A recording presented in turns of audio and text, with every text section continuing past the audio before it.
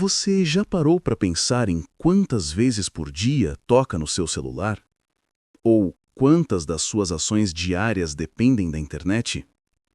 Agora, imagina o seguinte: você acorda amanhã e não tem Wi-Fi, nem 4G, nem 5G, nem nada. Nenhum aplicativo carrega. O navegador não abre. Os servidores estão fora do ar. O mundo inteiro está offline. Parece coisa de filme, né? Mas e se isso realmente acontecesse?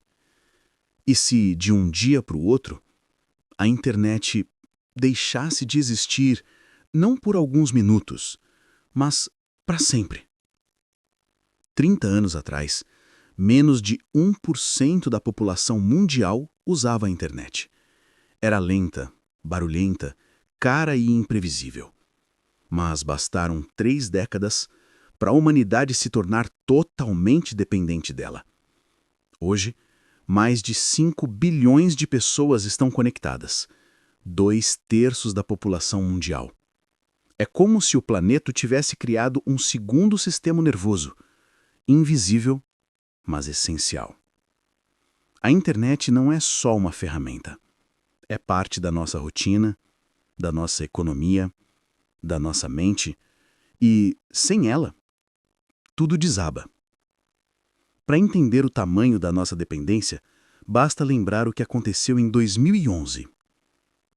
Uma senhora de 75 anos, na Geórgia, saiu para catar sucata.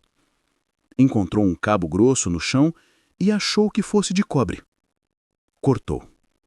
Resultado: a Armênia inteira ficou sem internet por 12 horas. Uma senhora, um alicate, um país inteiro offline. Isso mostra o quão frágil é a rede que sustenta o mundo moderno. Um simples corte num ponto errado pode isolar milhões de pessoas. Agora, pensa maior. Boa parte da internet mundial viaja por debaixo da água.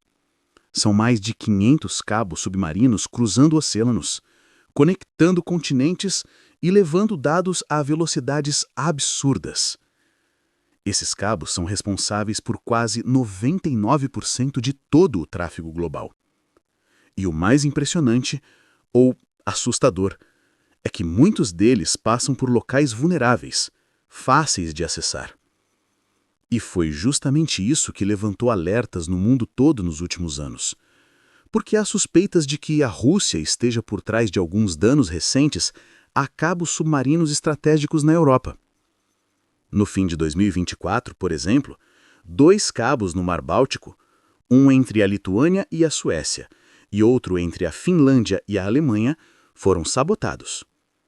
Autoridades europeias confirmaram que as linhas foram cortadas, e um petroleiro russo, o Eagle S, foi apontado como principal suspeito. O navio arrastou sua âncora por quilômetros, danificando cabos de energia e de internet. Muitos acreditam que não foi acidente, mas um tipo de guerra híbrida, silenciosa, invisível e extremamente eficiente. E o pior? Essa estrutura que mantém a internet global funcionando depende, em parte, de apenas 14 pessoas. Sim, 14 pessoas. Elas guardam as chaves criptográficas que controlam o sistema DNS, uma espécie de agenda telefônica da internet, que traduz os endereços IP em nomes de sites. Sem ele, o conteúdo até continuaria existindo, mas ninguém conseguiria acessá-lo. Elas se reúnem a cada 6 meses para atualizar esse sistema. E se um dia essas chaves fossem perdidas, comprometidas ou corrompidas, adeus, internet. Agora, segura essa. O impossível acabou de acontecer. Você acorda, pega o celular, tenta atualizar o feed. Nada. O Wi-Fi caiu. O 4G também. Você reinicia o roteador, desliga e liga de novo o celular, Nada. Sai de casa, olha para os vizinhos, todos com a mesma expressão de desespero. Sem conexão, sem explicação. E o mais assustador, sem saber por quê. Nas primeiras horas, o caos ainda parece confusão, mas quando os bancos param, os apps travam e nem o Pix funciona, a ficha cai. O mundo inteiro entrou em colapso. Sem internet, a primeira coisa que desaparece é a informação.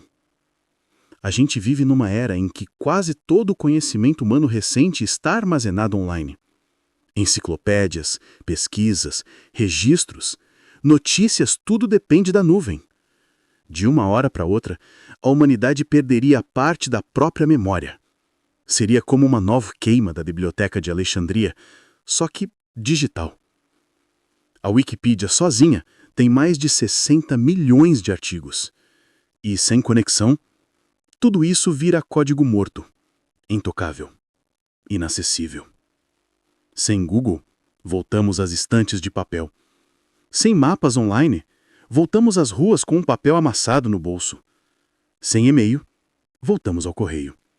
E sem o correio eletrônico, a velocidade do mundo cairia de milissegundos para dias.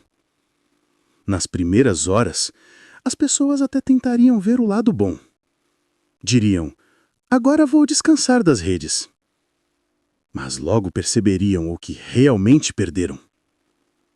Sem internet, o isolamento seria real. Os amigos sumiriam, literalmente. Os contatos estão todos em aplicativos. As fotos estão na nuvem. As lembranças estão em servidores. E, de repente, tudo isso se apaga. Sem streaming, sem mensagens, sem memes, sem nada. Seria como voltar para um mundo em preto e branco. Mas o verdadeiro impacto começaria no dinheiro.